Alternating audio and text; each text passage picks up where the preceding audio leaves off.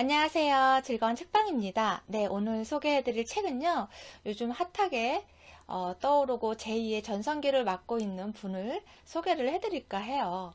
어떤 분이냐면요, 양준일 님이에요. 슈가만에서 나와서 인기를 얻고 계속 지속적으로 지금까지 정말 다양한 프로에서, TV 프로에서 만나볼 수 있는 분이고, 또 광고에서도 나오더라고요. 언제 또 그렇게 광고를 찍으셨는지 광고도 나오고, 유튜브만 봐도 양준일님에 대한 이야기들을 많이 말씀을 하시더라고요. 그런데 사실 저는 양준일님의 노래도 그 전에, 최근에 들었지만 그 전에 처음에 나왔을 때 못 듣고, TV를 또 안 보고 있어서, 어, 이분이 왜 이렇게 인기가 많은지 알 수가 없었어요. 이유를 몰랐어요. 그 전에 뭐 가수 시절에 불렀던 노래가 정말 인기가 많아서 핫해서 인기 있는 곡이라 아는 곡이었으면 좀 더 알았을 텐데 아는 곡도 아니고 지금에 와서 다시 들어도 그런 노래가 있었나? 그런 생각이 들었고 그리고 또 이분이 이제 지금에 나와서 다시 오히려 과거보다 지금 더 인기를 많이 끌고 있잖아요. 그 이유를 몰랐어요. 그런데 얼마 전에 그 라디오스타에서 잠깐 TV를 틀었는데 이분이 나오셨더라고요. 그래서 잠깐 봤는데 거기서 하시는 말씀이 너무 기억에 남았어요. 뭐 잠깐 그 본 부분이 어떤 부분이었냐면 기획사에 관한 이야기였어요. 그래서 많은 기획사에서 제안이 왔을 거 아니에요. 인기가 갑자기 확 올라가고 그러니까 많은 기획사에서 같이 일하자고 제안을 했대요. 받았대요.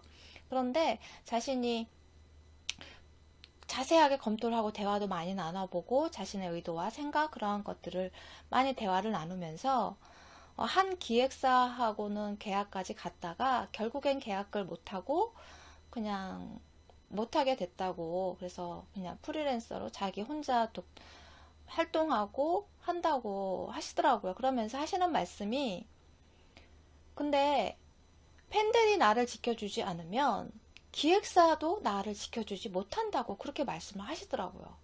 그래서 팬들이 있기 때문에 팬들이 나를 지켜주는 한 나는 계속 노래를 할 것이고 나는 계속 활동을 할 것이고 그냥 이렇게 자연스럽게 흘러가는 것이 좋다고 그렇게 말씀을 하시더라고요. 그런데 그것이 그렇게 말씀하시는 그런 내용들이나 그런 부분들을 보면 너무 자연스럽게 그게 오랜 그런 자신에 대해서 너무나 잘 알고 그리고 또 자신의 생각을 어느 정도 정리가 되어 있는 그런 말씀들을 많이 하시더라고요. 그리고 하시는 말씀마다 정말 명언 같은 그런 마음속에 막 꽂히고 와닿는 그런 말씀들을 하시더라고요. 그래서 그 TV를 잠깐 보면서 이분이 인기가 이렇게 지속적으로 꾸준히 오랜 시간 동안 계속 이어지는 것은 이유가 있구나.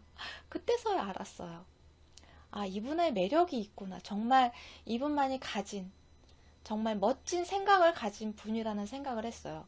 그리고, 이분의 책을 새로 출간해서 신간으로 나오고, 거기에 대한 이제 서평단 모집을 하길래, 바로 제가 신청을 하고, 그래서 책을 받았는데, 이게, 이 책이 만들어진 지가 인기가 끌고 이제 있으니까 출판사에서도 제안을 했겠죠. 그래서 책을 만드셨을 텐데 이 기간이 짧잖아요. 짧은 기간 안에 책이 완성돼서 출판이 된 거잖아요.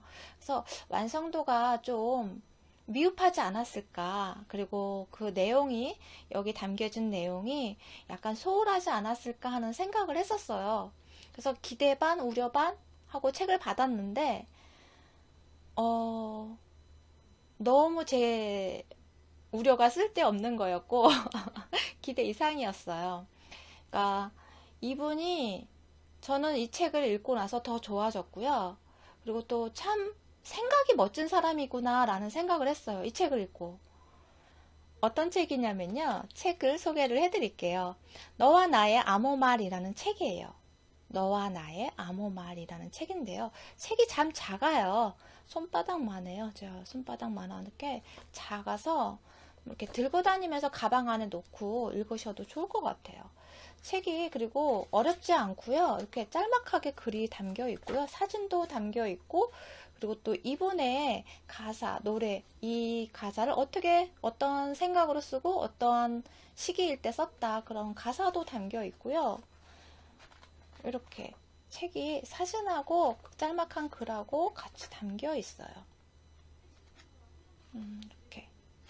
그리고 앞에 보면 이분의 태어나서부터 연력이 담겨 있어요. 이렇게 연도마다 자신의 큰 변화가 생겼던 그런 시기, 몇 년도에는 무슨 일이 있었고 몇 년도에는 무슨 일이 있었고 그렇게 담겨 있어요. 그거에 맞춰서 책 내용도 자신의 삶에 대한 내용이에요. 어렸을 때 이야기도 나오고요. 그리고 학창 시절의 이야기, 결혼해서의 이야기, 그리고 자신의 가족, 그리고 자신이 사랑하는 춤과 노래에 관한 이야기가 담겨 있어요. 그러니까 자신의 가치관, 자신의 모든 것이 담겨 있다고 해도 과언이 아닐 정도로 자신의 이야기를 쓴 책이에요.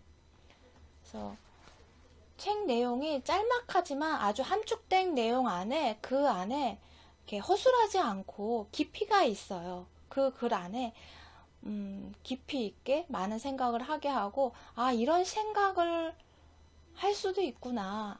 이 단어를 가지고 이렇게 생각할 수도 있구나. 라는 생각도 하고, 좀 더 폭넓은 생각을 하게 하는, 넓은 시야를 갖게 하는 계기가 되었고, 그리고 또 이분의 책을 읽다 보면 깊이도 있고 약간 철학적인 그런 내용들도 많이 담겨 있어요. 그래서 어떻게 이렇게 짧은 기간 안에 이러한 깊이 있는 글을 쓸 수 있었을까, 잘 정리된 글을 쓸 수 있었을까라는 생각을 했는데, 아무래도 이분이 작사, 작곡, 작사를 많이 글을 쓴 분이시라서 그런지 습작을 많이 하신 분이신가 봐요. 평소 때 습작도 많이 하시고, 그리고 또 자신의 성찰을 많이 하고 생각을 많이 하시는 분 같아요. 그리고 여기 책 중간에도 진리라는 내용 중에 이런 말씀을 하세요.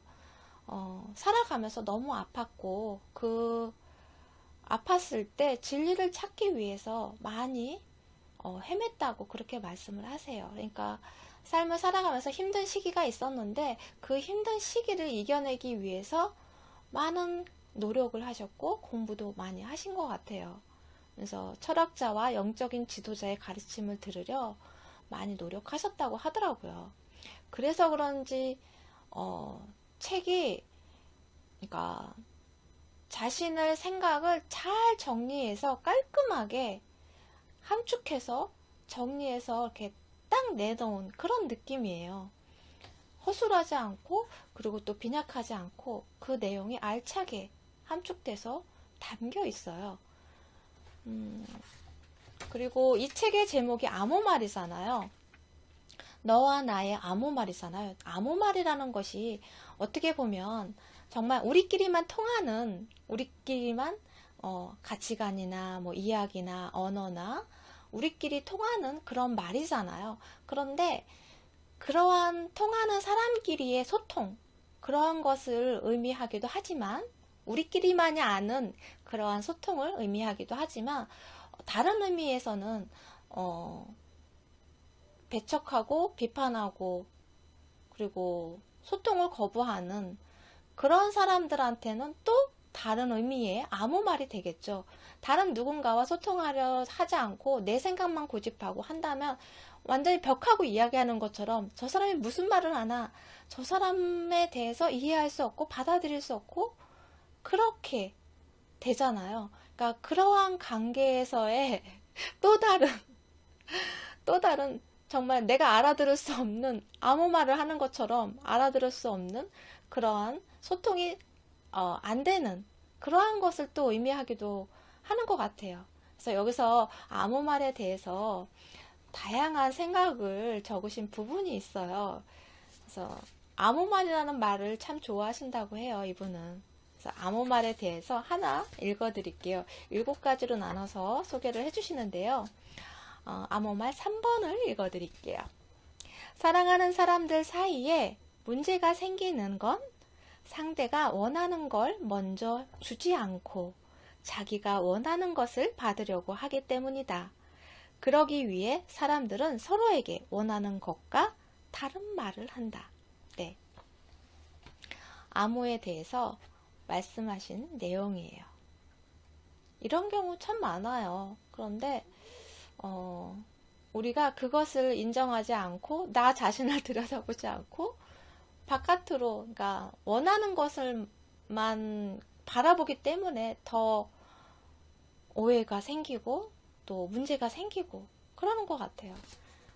그리고 다른 부분을 또 읽어드릴게요. 이분에 대해서 이분 여기 담긴 책의 내용을 좀 많이 소개해드리고 싶은데 시간이라 많이 소개해드릴 수가 없어서 참 아쉬워요. 겸손이라는 부분에 대한 글이에요. 아주 짧은 글인데 겸손에 대해서 이렇게 생각할 수도 있겠구나. 그런 새로운 시각을 보게 되는 그러한 글이에요.